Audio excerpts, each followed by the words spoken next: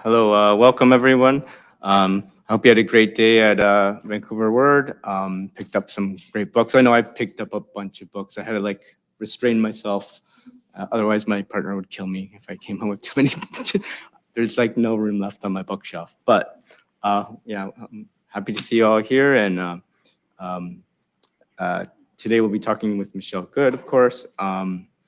And her book, along with all the other authors, are available at the table in the lobby through Iron Dog Book. So I encourage you all to check it out and pick up a copy after the show here.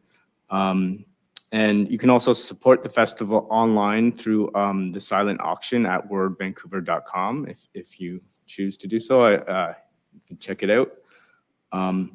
And before we start, I would also like to say land acknowledgement. We'd like to acknowledge that the festival takes place on the unceded homelands of the Musqueam, Squamish, and Tsleil-Waututh people. And for me, it's important because I didn't grow up here. I've been in this territory for 2 years. And this is the first time I've lived outside of like Anishinaabe territory. And for me, it's kind of weird living in, a place that feels like, outside of my area, I guess you can say, but in this colonial kind of place called Canada. And I know a lot of people have issues with land acknowledgements, but when I hear them, I always feel happy. At least it's a bare minimum you can do. So,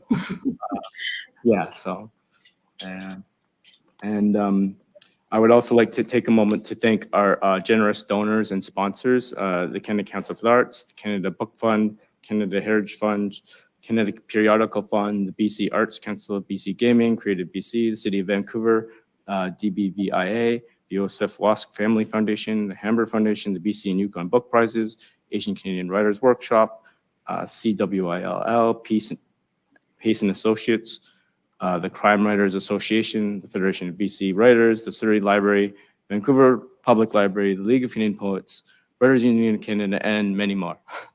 It's a big long list. So thank you to all the sponsors. Without them, these events wouldn't happen. So so for a full list of the partners, you can check it out on the website. And also, without the audience, thank you for coming. Without you, this wouldn't happen either.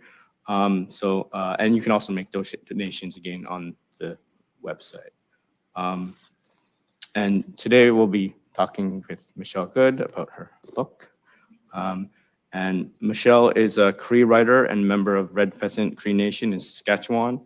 After working for Indigenous organizations for 25 years, She obtained a law degree and advocated for residential school survivors for over 14 years.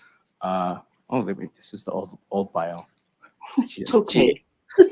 It's okay. You can just read the old one. It's okay. All right. All right. Good earned a Master of Fine Arts in Creative Writing at the University of British Columbia, which while still practicing law and managing her own law firm. Very impressive. Her poems, short stories, and essays have been published in magazines and anthologies across Canada, and her poetry was included on 2 lists of the best Canadian poetry in 2016 and 2017. Five Little Indians, her first novel, won the HarperCollins UBC Best New Fiction Prize, the Amazon First Novel Award, and the Governor General's Literary Award, and the Rakuten Kobo Emerging Writer Award. It was also longlisted for Scotia Bank Giller Prize and a finalist for the Writers' Trust Award. And I have to say, all those awards are so well deserved. And she's got all the laurels on the book cover. So, yeah. So welcome, Michelle. So happy to have you here, and so grateful I get a chance to talk to you. Oh, I'm so glad to be here. I really am. And it's just exciting. You and I have had a little bit of a connection before in terms of your book. And it's nice to see you in person and to be able to sit down and talk writing instead of other things that we have to do sometimes. So I know I get to geek out about my author who I love reading. We have to read the book and then talk to the author. For me, it's like awesome. So, yeah. So I guess let's start. Where are my questions? So when I was reading your book, I was reading it on an airplane. I told you the story earlier, but I guess I didn't think ahead, and I was started crying because it was there's sad parts and there's some lines that really pack a big punch, and then I was bawling, and I'm like, oh, what was I thinking reading this book in public?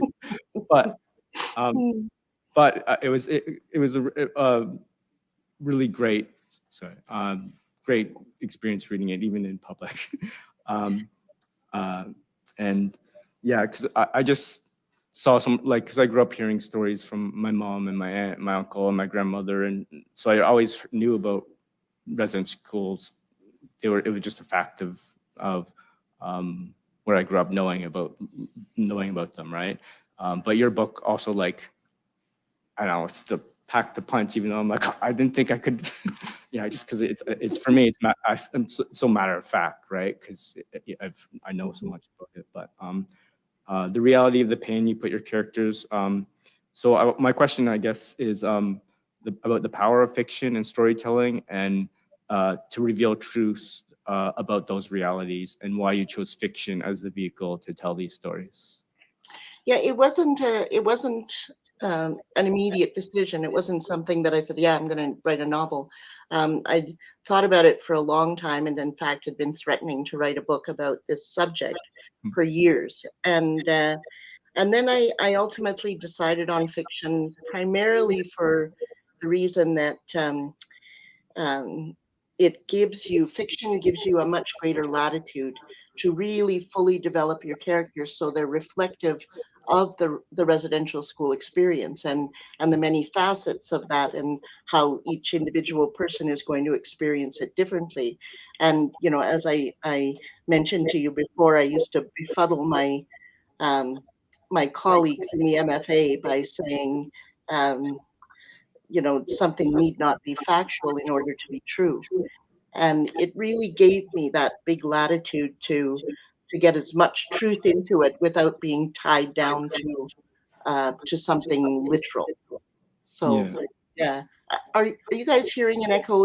Or am I just hearing an echo?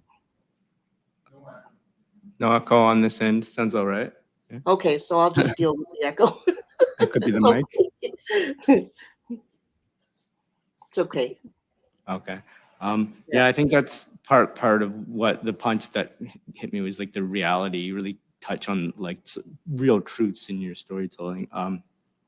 And one of the more powerful characters is Maisie. She's such a tough, complicated character. She's traumatized by her past, and then Lucy is such a foil. She seems so innocent and and they really make a good contrast to each other. And I wonder where you got the idea for these two characters, and how did they evolve? Like, what was the process like? Well, it's interesting because in some ways, not completely, but in some ways, the way I drew characters was from the kinds of harms that I was aware that survivors had suffered. For example, the obvious PTSD that Maisie suffers, and how that um, really charts out the challenges in her life. The more I guess, the more introverted Lucy and her OCD, and how she goes more inward to create a quiet space for herself where she can have a life. And those are two kinds of impacts that are very different, but they're impacts that people suffered from the schools. With Maisie reliving her trauma and hiding behind, this very tough, angry exterior, when really she's suffering so deeply and falling apart. Yeah. Yeah, it really feels like you're humanizing some of the statistics. The reader really wants to see her survive and overcome her problems, and then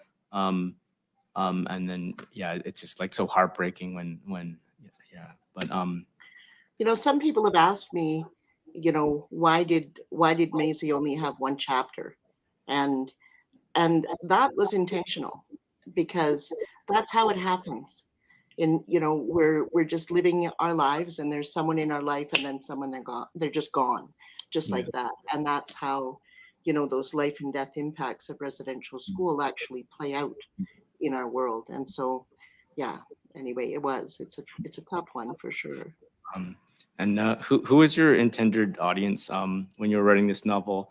Who did you hope would read this story? Did you have residential schools survivors in particular in mind, or did you want it to be more of a form of education for non-Indigenous peoples who might not be aware of the lasting impacts of the school system? Yeah. So what was? Kind of all of the above. Yeah. And that's one reason that it took so long to write it. Is on one hand, I really wanted this to be like a love letter to survivors, to be able to say to them, or to be able to um, for them to be able to pick up this book and believe that they'd been heard, to believe that somebody heard the reality of their experiences and Yeah. was putting it out in the world on their behalf. But on the other hand, one of the things, like when I say I was threatening to write a book for a long time, it was out of a real aggravation, agitation, frustration, furiousness at that horrible, ubiquitous question: why can't they just get over it? Yeah. And where that sort of non-Indigenous Canada, and sort of just, why can't they get over it? It's history. They, like, ugh.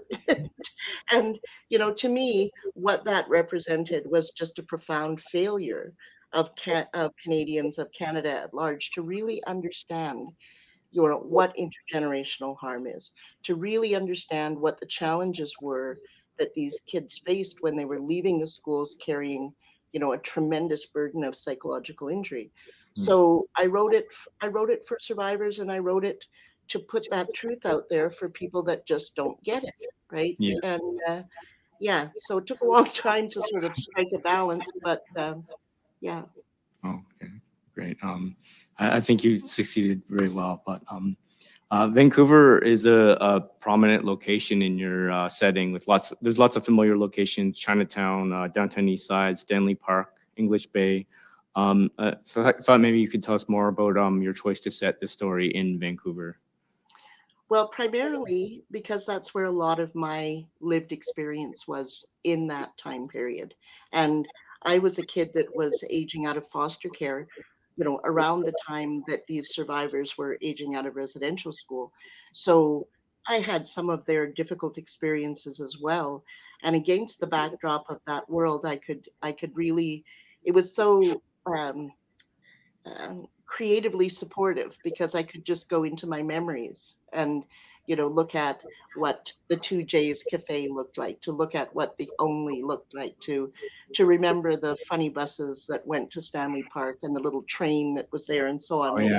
Yeah, like I could just visualize them so easily, and so that was good.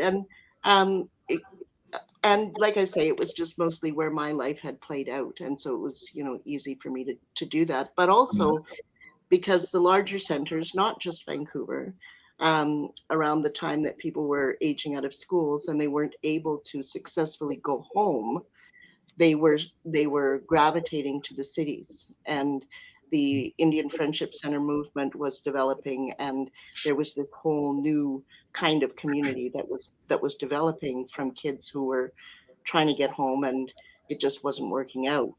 yeah. Um, and so with that, maybe I'll do a little reading just about that particular subject, about Yeah. the challenges of trying to go home. How about that? Yeah. Sound Yeah. That good? sounds great. Yeah. Okay.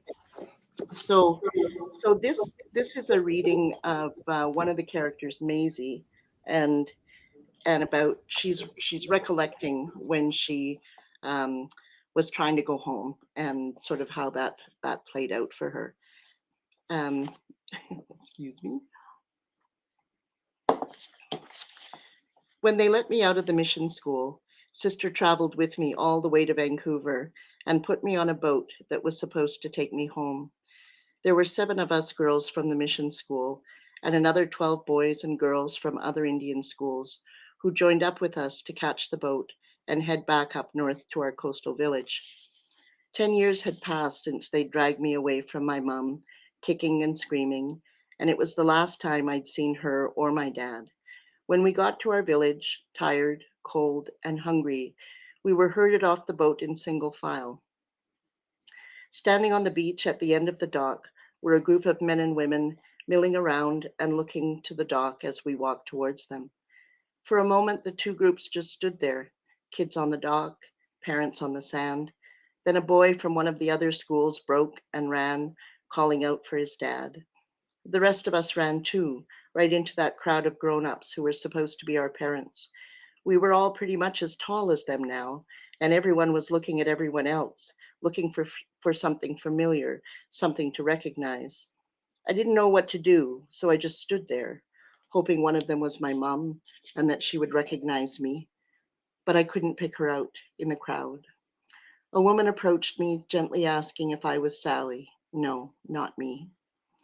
Finally, I noticed a woman, her hair wrapped tight in a pale blue scarf, standing at the edge of the group, looking straight at me. I knew it was my mum. Arms open, she ran for me, crying. My mum took me home and gave me tasty things to eat. My dad was out fishing, she said, but would be back in the morning. She said they weren't really sure I would be there that day. The house was smaller than in my memory, but familiar. And the whole evening, I just wanted to cry as I took it all in, the place I had been dreaming about for 10 years. My dad came home the next morning and held me so tight. He smelled of wood smoke and fish, and that primal smell tumbled me back in time to a thin memory of me and my mum meeting him at the dock, him tossing me in the air, laughing so hard my belly hurt. He would carry me home like I weighed nothing, my face in the crook of his neck, rough sea salt rubbing off on my face. They told me that after I was taken, no one told them where I was. They still didn't know which school I'd been sent to. I couldn't help but wonder if they tried to find me. They must have, but the angry question kept rising in me anyway, and their constant affection began to disgust me. I lasted a month. No matter how hard I tried, this place, their house, was no longer home, and these people, though kind and loving, were like strangers pretending to be family. I hitched a ride on a trawler to Prince Rupert and took a bus to Vancouver with the $100 my dad pressed into my hand as my mother stood by, weeping. Not so long ago, I was at the Balmoral and met a girl from up there. After the expected ritual sharing of who your aunties and uncles are, she told me she was sorry about my mom. I didn't know, but she didn't need to say more. I had so many dreams at the Indian school about going home to her, dreams about sleeping safe in my own room, playing on the beach at ease and without fear, and cooking with her. What I so desperately needed was to be standing on that stool by the stove, carefully stirring under her watchful eye, like when I was little. To be little again, living without fear and brutality, no one gets that back. All that's left is a craving, insatiable, empty place.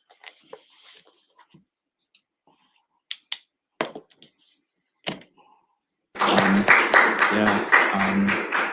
I think that might have been one of the passages that made me cry. I still like trying not to. Well, sometimes I was surprised that I could get through it without choking up. Very often it really gets Yeah. me even as I'm reading it. It's yeah, it's not, but it's so, it is what happened to so many kids is that Yeah. they went away as babies and they came home as young adults, and Yeah. they just had no place of belonging anymore. That's I think that's part of the power. It's a fictional story, but it's actually real stories like that story is so familiar to me because even like when my grandmother visited my mom and my aunt and when they were at residential school, she came to visit and my aunt didn't recognize their mother. So that's what I recognize in your storytelling is the reality, right? The real stories that of real people's experiences. So. Yeah. And also, what I like about your novel is that it progressed from the story of residential school, which more like in the schools, which more people have heard about now. But and then but you don't stay there. You move on to the story of the survivors and their struggle after they leave school, which I don't think is a story as many people have heard. Right? They've heard about the all the bad things that have happened in the schools, but the lives of the survivors after they leave and their struggles. And so I was wondering if that was a conscious choice on your part to focus on the post-residential school rather than within the system itself. Absolutely, that was the whole point. The only reason that we have the time that they're in the school is to lay the foundation so people would know what these kids had experienced. And really, the whole point of writing the book was to try to create a deeper understanding of those harms and how those harms continue to resonate not only through their lives but through the lives of their relations, their communities, the entire indigenous reality. And I often say we didn't just experience this as individuals, we experienced it collectively as well. So that really was the intent. It was lay the foundation, this is what life was like there, and then carrying those awful experiences, they had to somehow try to make a life with no support, no assistance, nothing, just off you go. Yeah. Yeah. Yeah, my grandmother was 13, 14. She got her first job folding laundry in Thunder Bay. That was after resident. It's like, yeah, you're 14, Well, you're on your own. yeah, Like you're out, and we out there in the laugh, world. right? Like Yeah, we chuckle at that now, but people say, oh, well, it was assimilationist, or it was just an effort to educate kids. But, that's what they were trained to do. The young girls were trained to be maids and domestic servants, and the boys were trained to be manual laborers. And it was genocide. If this had just been assimilation, where was the support when they left? yeah, Right? Where was the ongoing training, support, assistance, whatever? It wasn't there. The yeah, the checks stopped arriving at a certain age and off they went, period. yeah, yeah. Yeah. Um, so yeah, yeah. When you multiply it across the country too, because like those generations and then times every community across Yeah. Canada, right?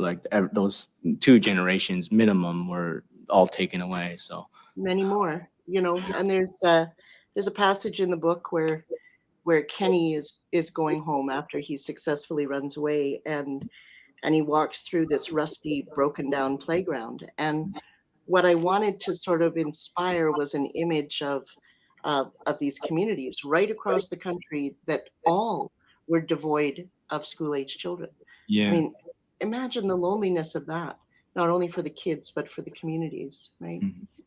Um, Yeah, I think that's why it's always nice when you go to community events and there's always babies there. There's always kids. People bring their kids with them everywhere. It's like, That's right. They and ain't letting go anymore. yeah. Um, Yeah. and one of your, yeah, so Lucy, she's a quieter, innocent, sweet kind of character. She's help. Where's my question? She has to help, like, prove that she's a good mother, and that's another kind of like common experience in Canada, that the, even the kids that weren't taken away to residence school, then there was this other danger of just having them taken away into care, and it seemed. Yeah, the reality, it's doing this, showing the reality in your fiction, I guess, is it's important to see that reflected, I think. Well, and And I intentionally, that was a very intentional thing to put in, what must have been a birth alert, and that terrible system of child welfare that basically picked up the mantle of the residential schools and continued to apprehend children, but in a yeah, different way. And yeah, yeah. So that was, having Lucy, and of course there's tough old Clara there to yeah, help her escape the social worker. But yeah, yeah, yeah, and that, I mean, is totally a lived experience for yeah. us. Yeah. Claire's another really tough character too. She's a framing device too, because at first she's just helping Maisie, and then she becomes this bigger character. Um, I think Lucy's POV is the prologue too, so she's kind of like our introduction to the story, but then she seems to take a backseat while some of the other characters get their time in the spotlight. And it isn't till page 100, I think, that Lily's character comes back in. But where am I going with my question here? Clara, yeah, she's kind of a really tough character as well. Um, uh, she kind of picks up where Maisie left off almost. I feel like she's like a really similar badass kind of character. And where am I going? She is, but she's also Clara is also a very tender character. And Mm, one of the things that I wanted to articulate about her is that she was a spiritually gifted child.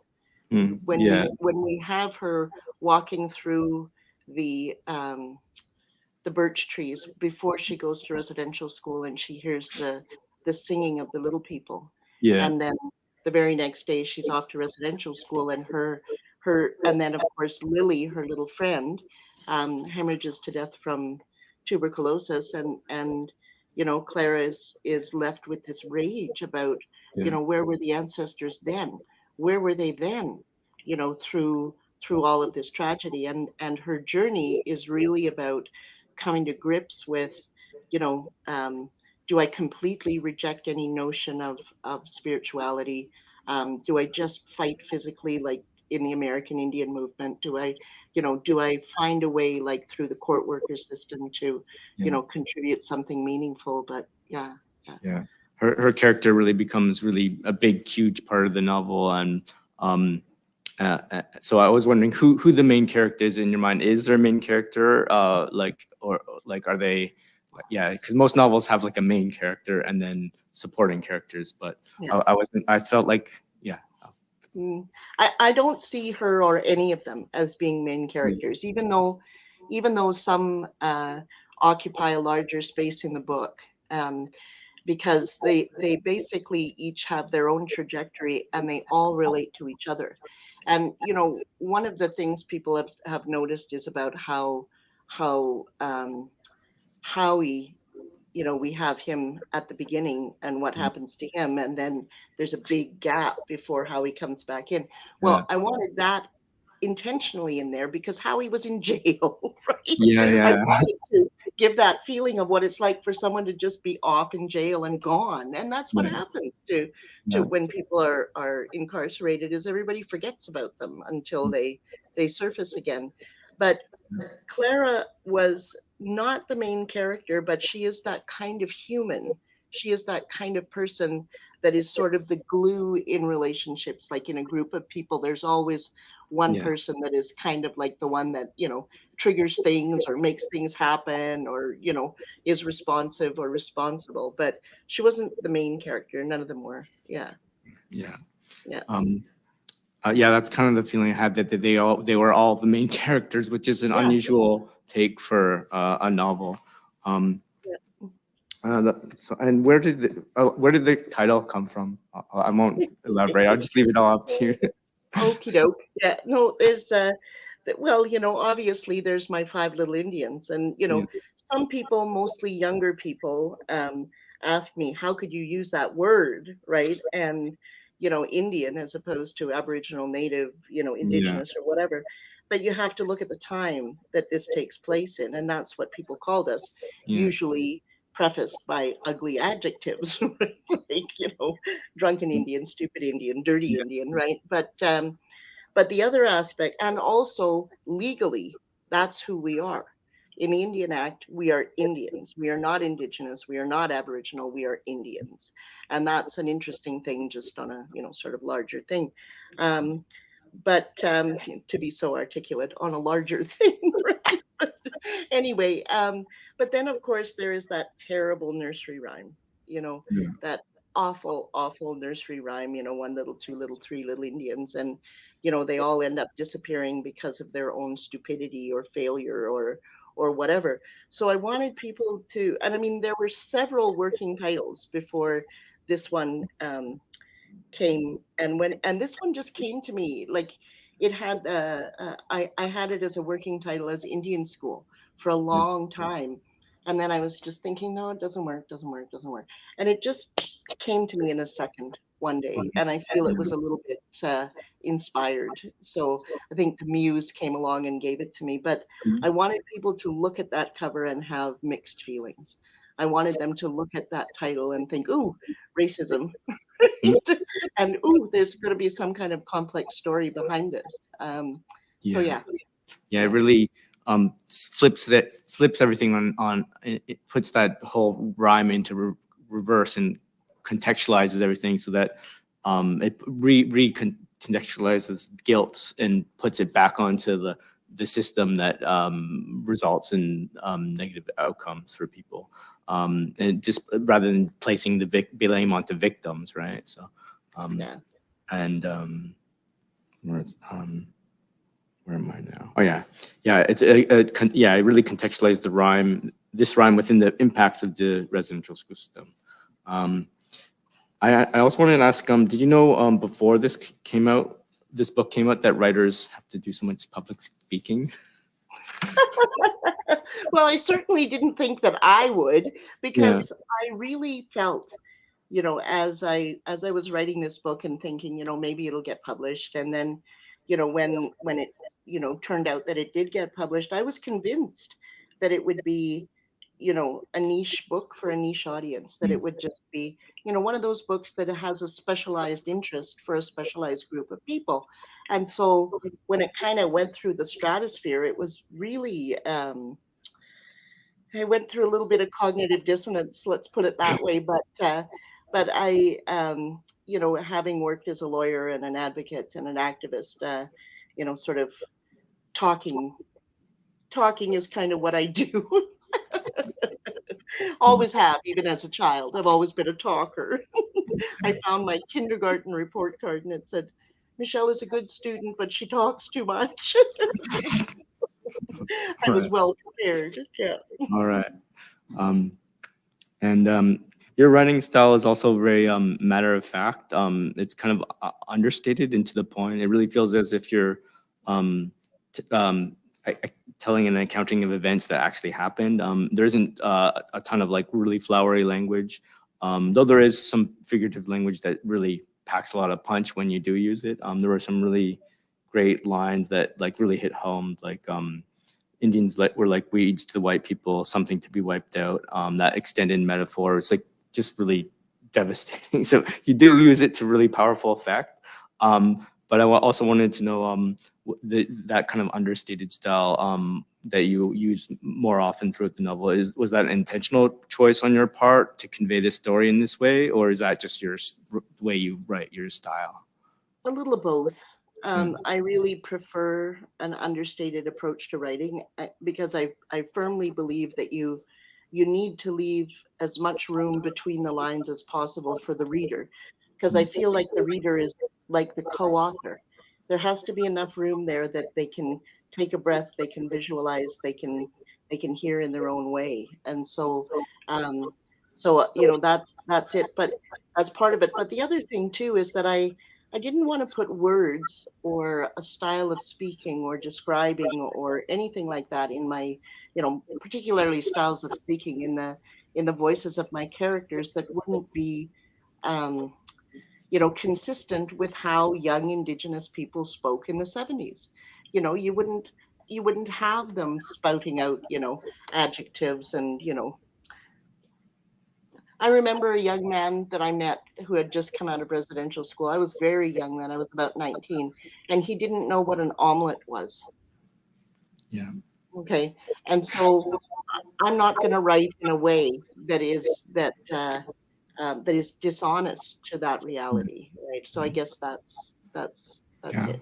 I remember my mom telling me she had never tried pizza before. I was like, my brain was like, what? How can you never tried? It was very exotic at the time, I guess. I don't Yeah, know, yeah, but yeah, to me, I couldn't even like conceive of yeah, that pizza being exotic. But yeah. different. It was a different time, I guess. Well, and Um, I mean, that's when you think about that and you think about sort of parallel realities, okay, with the kids that were inside the school and eating oatmeal and roadkill yeah, and literally in some schools and barely enough. Um, and then at the same time, it's not historically different. At the same time, outside, there's this whole other thing going on, this whole other reality. So that absolutely everything was foreign when these kids were coming out of the school, everything. And yeah, imagine how overwhelming and overpowering that would be, right? Just yeah. really difficult. Yeah. They were really sheltered in those places. Yeah. Didn't have much exposure to the outside world, I don't think. Um, when you switch to Howie's point of view and he comes up for parole, um, he's just out of prison and he's trying to find a place to stay and find work and but he's haunted by these nightmares um, and then it feels like the arc of his story might be just a bit too like maybe he gets go maybe it's going to be too tidy, but then he gets pulled out with a lawyer and then yeah, and then yeah, it's just like that tension of which way the narrative arc will go. I don't know where I was going with that question. That's okay. Just keep going. You'll find yourself. Yeah. I guess like yeah, the tension between how the outcomes would go for each character. I guess that's what I was thinking. But Well, and I think what I wanted to do with Howie's thing there was I wanted to reflect a reality that was just starting at that time, and that was the whole court worker experience. yeah, Okay, and that's how Clara became a court worker, and that was a process that was started by Indigenous people right around that time, and it was like the first kind of intervention in the criminal justice system mm, to provide meaningful support for survivors. But it also created I hadn't planned that these two would develop a relationship um, mm, beyond their counseling relationship, but you know it just sort of fell into place. It mm, seemed right for the type of characters that they were. They were a good fit. yeah. Um, and you did your master's at UBC. So when you went into to go for your creative writing degree, was this novel you went there to write, or did you go into the program not knowing what you were going to write, or what was that process like? Um, I went into the MFA program specifically to write this book. I didn't know what this book was going to look like. I didn't know I had no idea what this book would look like, but it was this book that I went to write. And I didn't go because I particularly wanted or needed another degree. I was practicing law. My life was incredibly busy, but I knew I had to write this book. And so I needed to give myself a structure that created obligations to others, so I wouldn't set it aside, the way we often do when we're, working and struggling and have no room in our lives to sit down with the discipline that you really need. A So yeah, deadline can give you that discipline. Yeah. yeah, good old deadlines. Well, and also, obligations to the other students in your workshops, right? Yeah. It's it becomes more than just about you. Hmm.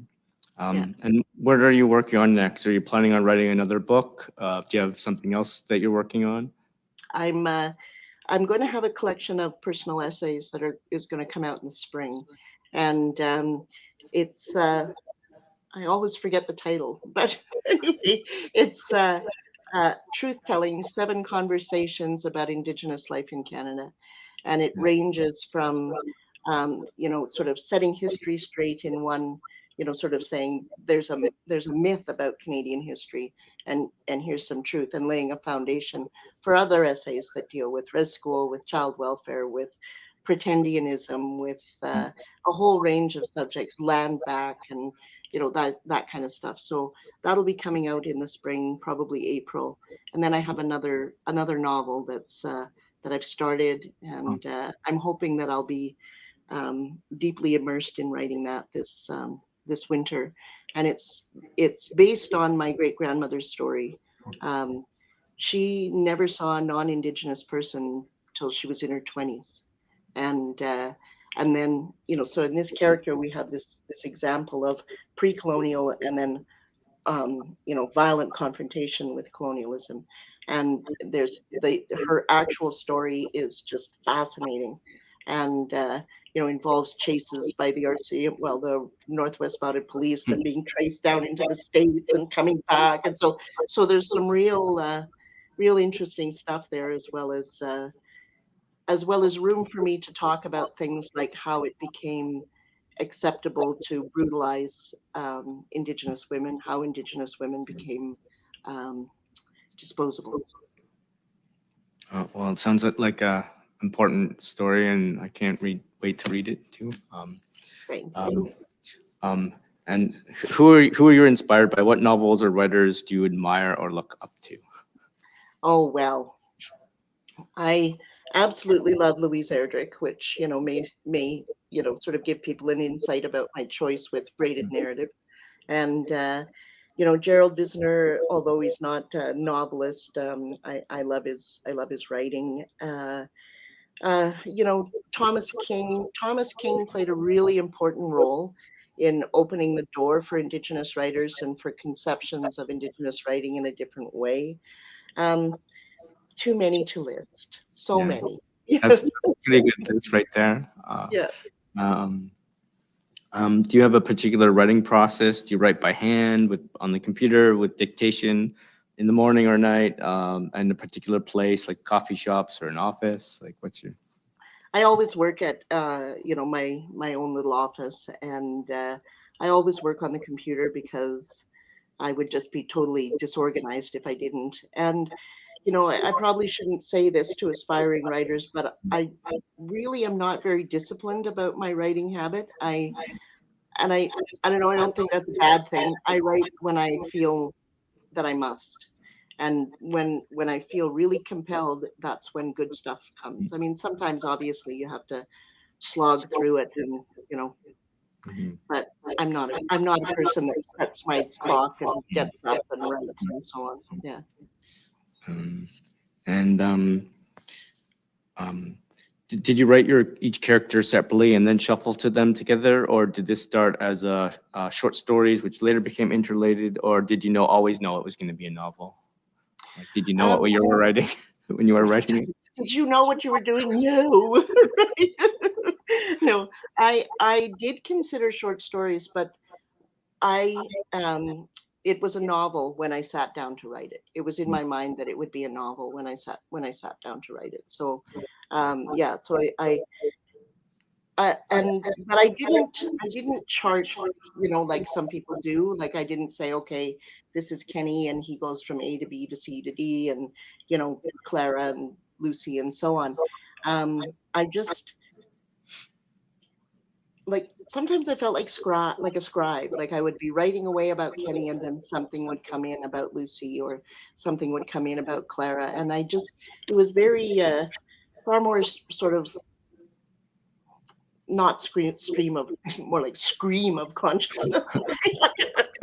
Like it was just far more a natural process than something that was charted and put in a box, kind of. Yeah. Kind of organic. It kind of Yeah, evolved there into you it go. That's the word I'm organically. looking I for. like that Yeah. word. Yeah, me Um, too. Maybe and we how do should you? go to some questions. I think we're going to run out of Okay. time if we Oh yeah. don't. Yeah. I, Yeah. all right. Yeah, we can go to the audience. I only had one more question, but Okay, well, go for it. Go okay. for your one Um, more question. how do you compare the impact and power of storytelling coming from your legal background when you were advocate when you were advocating directly for residential school survivors versus storytelling format? Well, I think that there isn't really a difference, because um, what I had to do when I was representing survivors was to, make myself open and small enough that I could hear their story and that I could articulate it on paper in a way that they told it. Okay, not the way that I would interpret, but the way that they told it. And so that was really similar to the way that I wrote the book, is that I had these characters that had a story, that had an experience, and then I just listened to them and wrote it down. Yeah. Oh, nice. I like that idea. Yeah, that you're listening to their story. That's a great way Yeah. of putting it. I guess yeah, we'll open up to questions now. If anyone in the audience would like. Yeah. Do we need the? Oh, he's gonna bring her Thank you. the mic. Hello. I don't know if you can hear me. Or... I can hear you, but I can't see you. So that's okay though. My name is Salome. Hi. My question was, since you had to like really dive into a trauma, like listen to these like protagonists, how do you take care of yourself like when like writing like this sadness, these like traumatic stories? Do you stop Mhm. like take a minute to like chill for a bit and then keep writing, or how do you like take care of like yourself? Yeah. Well, like I said, I was a 60 scoop kid. So many of these traumas are my own traumas that I experienced. But there were certain places in the book, like particularly Maisie's story, um, certain parts of Kenny's story where I just had to walk away. And that's what I did. If I felt that it was just, I cried a lot writing this book, I have to be truthful. But, when it just felt that it was, that I wasn't going to do their stories justice because I was too emotionally engaged, I would just step away. And, that's why it took 9 years, right? There were lots of reasons this took 9 years. And one time I had to step away so far, I went to New Zealand. But that's what I did. I just gave myself some distance, some room. Yeah. I got another question. Okay. Good evening. I hope you pardon the question, but the Catholic Church and the Anglican Church were the most predominant religious denominations involved in the residential schools. So did you get God? Did Christianity bring you God? Did Christianity bring me God? I don't Sorry, understand your question. I know it's very, I apologize for the question, but does that make sense? No. Sorry. But I'll just riff a little bit and maybe I'll answer your question. I was scooped, unlike many kids, I was scooped when I was 13 years old already.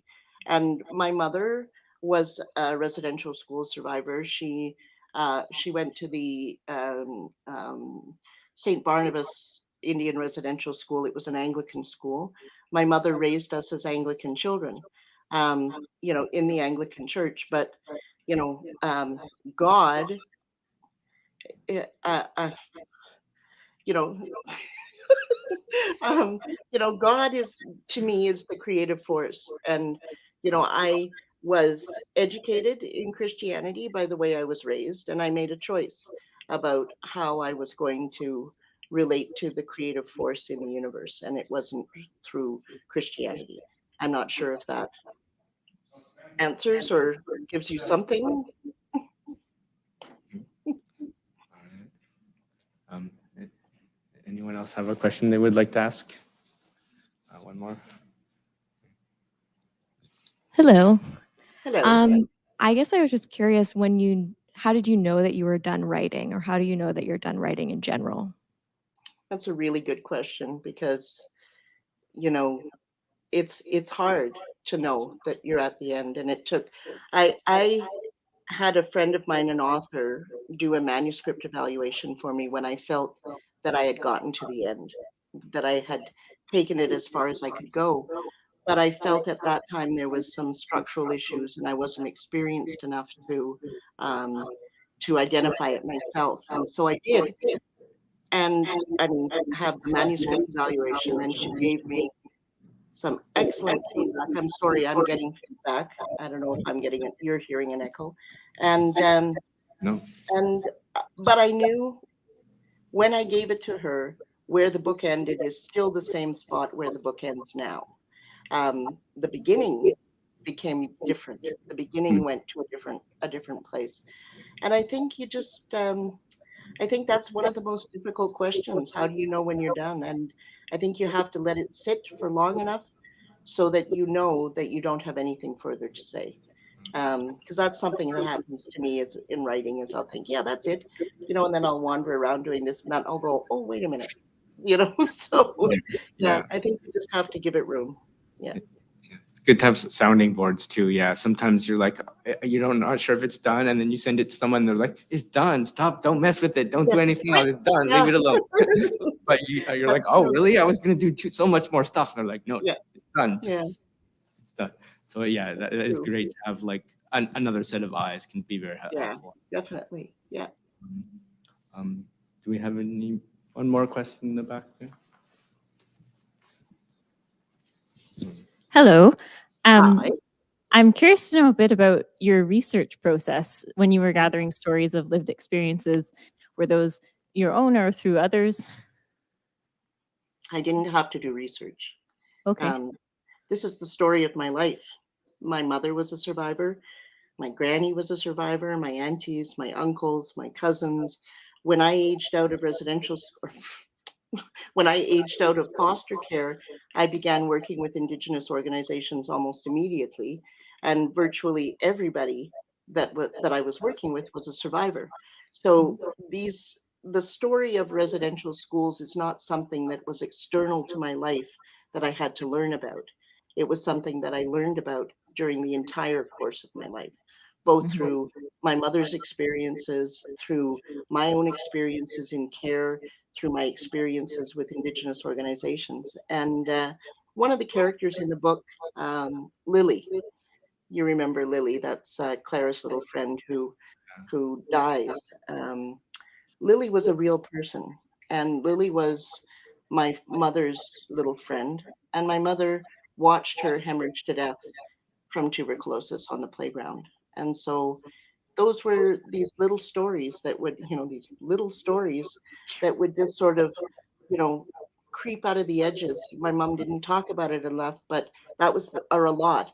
That was the first story my mom told me about residential school.